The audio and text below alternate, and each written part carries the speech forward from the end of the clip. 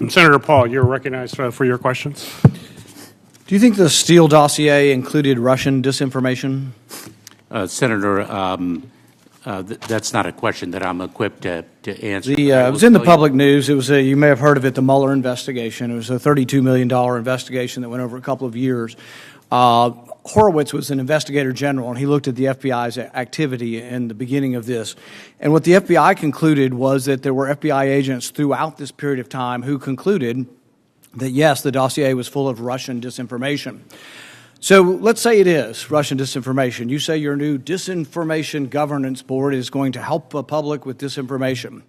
You claim it's not going to be about domestic, it's going to be about foreigners and those evil Russians. So here's my question. The FBI concludes that the Steele dossier was full of Russian disinformation.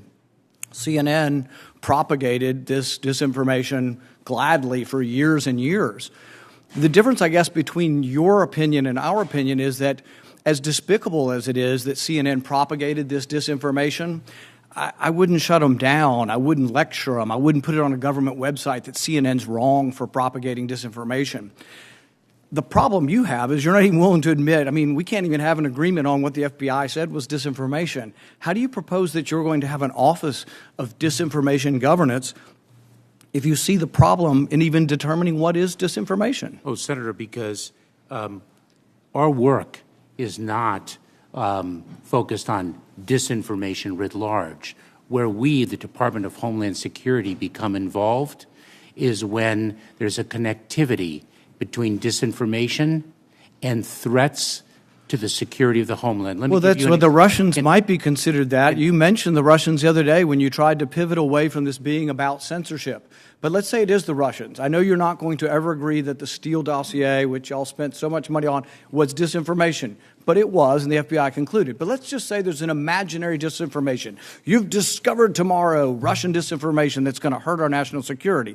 And CNN's broadcasting it. What are you going to do?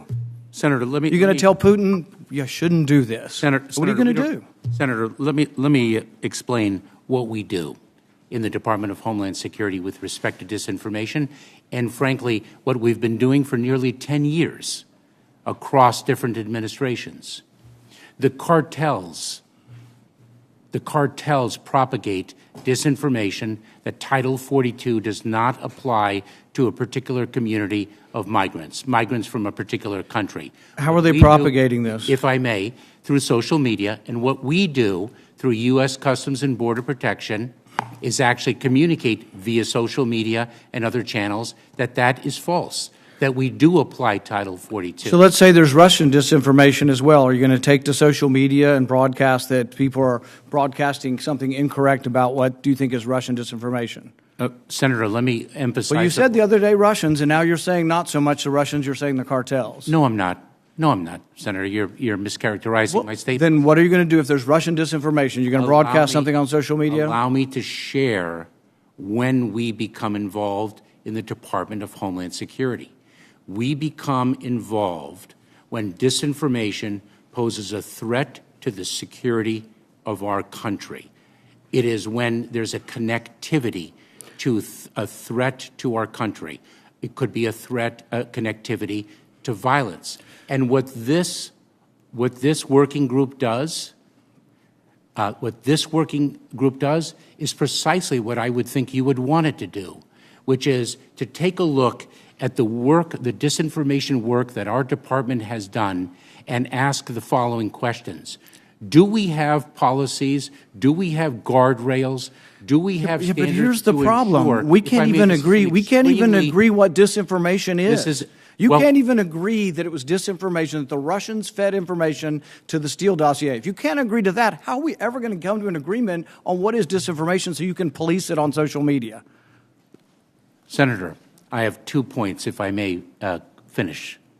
Number one, that what this working group does, because it's not an office, what this working group does is ensure that there are guardrails, definitions, standards to make sure that the free speech rights, the civil rights, civil liberties, and privacy rights of individuals So are do you not think impinged. do you think Number COVID one. do you think And number COVID do you think two, COVID if I may, do you think COVID disinformation threatens our national security? and number two, if I may, Senator, and number two, is it your proposition that when the cartels spread disinformation with respect to our immigration policies to try to lure vulnerable migrants to our border illegally? I think you've that got we no should not idea take what action? disinformation is, and I don't think the government's capable of it. Do you know who the greatest propagator of disinformation in the history of the world is?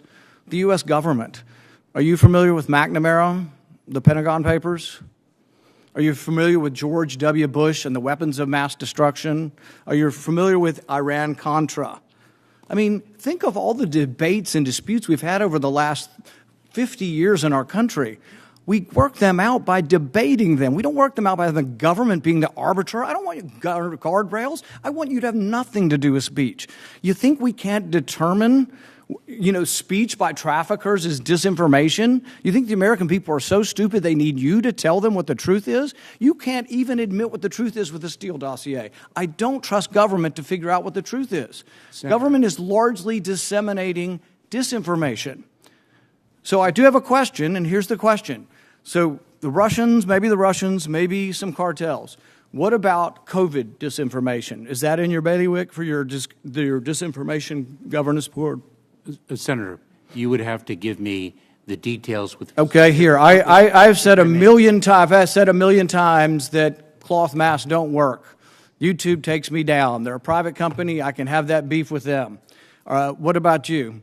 You going to look at that? I often say that natural immunity from having had the infection is equal to the vaccine or better. You going to take that down?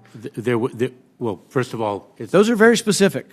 Senator, first of all, it's not for us to take it down. And second of all, Are you going to put information out there saying that I'm spreading disinformation? Senator, we are not the public health experts to make those determinations. So public health won't be part of the Disinformation Governance Board. No COVID disinformation. Yes or no? Senator? Yes or no? Is public health going to be part of your censorship group? Somebody allow me, because you're presenting hypotheticals that are vague, ambiguous. I just gave you a very specific one on cloth masks. I gave you a very specific one on immunity from previous infection. And I answered your question, but let me answer the last question that you posed. Do not, under any circumstances, accept a vaccine at a FEMA overseen vaccination center because they are actually peddling fentanyl. Now, should I sit back and take that, or should I actually disseminate accurate information? That's what we would do. Should FEMA issue accurate information that the vaccinations that we are administering in the sites that we oversee actually are the COVID-19 vaccines? I have a greater respect for the American people than you do. I think the American people can figure out the truth. And if you think the American people need to be told there's not fentanyl in the vaccination, feel free to say it. But the thing is if you are going to go around saying that you are the arbiter of information and of disinformation, I think you have no clue. And you don't have the perspective history knowing that disinformation, the largest progenitor of disinformation in our history has probably been the U.S. government. I've never said that, and actually I've said the exact opposite. Thank you, We Senator. are not the truth police. Thank you, Senator Paul. Senator Padilla, you're all recognized for your